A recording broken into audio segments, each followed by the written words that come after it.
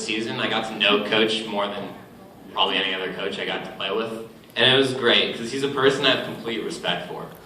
And my favorite thing about Murph is he isn't afraid to call people out. If you weren't competing at a certain standard, if you weren't playing at a certain level, he'd let you know and he wouldn't let you go. And then he would always tell it as it is and let you know what happened. A big part of the team to us. I hope you can keep it going the next couple of years with us. You're the best. Hit some more home runs in softball.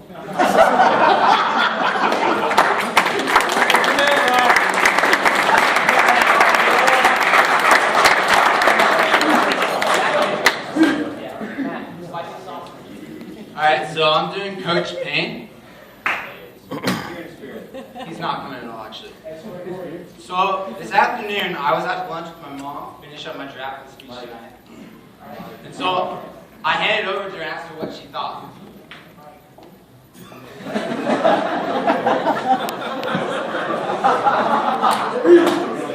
My mother read through that draft and looked at me and said, "No, you've got to be kidding. You cannot read this. You cannot talk about these kinds of things." I said, "What? Are you kidding me?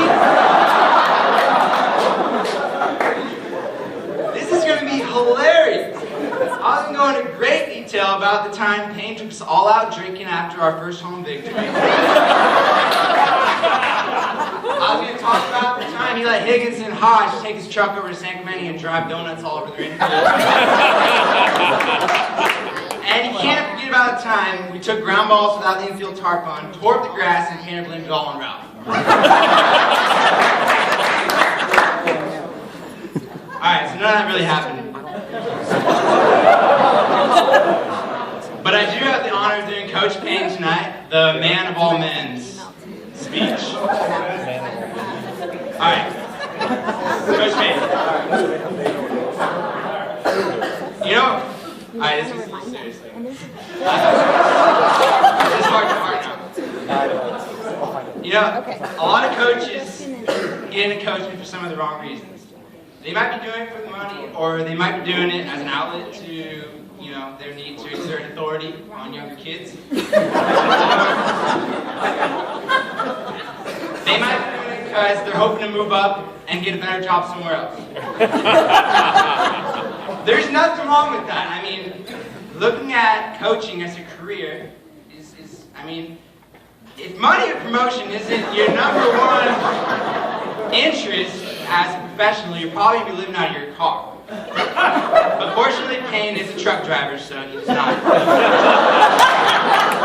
living out of a big old truck.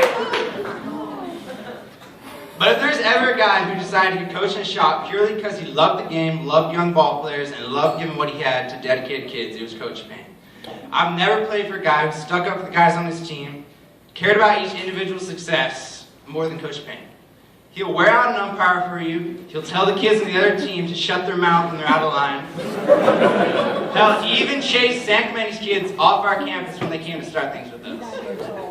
If you don't know Coach Payne, you probably think he's a hard ass. And he is. He's also a total badass. He's 5-0 against snakes this year. He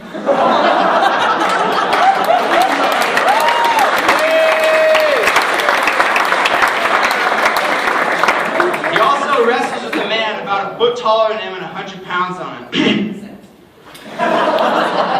Oh, and by the way, I seem to remember one snake in particular Payne took care of that Sammy ran away from screaming like a little girl.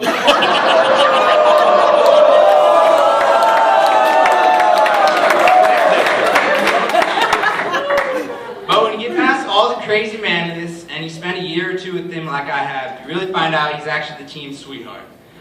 He's got a heart of gold and biceps of steel. And come winter time, he's always got the manliest beard I've ever seen. And last but not least, you can't forget all the wonderful nicknames Payne's created for us that we've come to know as terms of endearment. Wiener, Alice, Meat, Pump, Pansy, Hotshot, Hollywood, and so on. And Payne, we stuck it to those surf rats from San Clemente. Couldn't have done it without you. Coach Payne.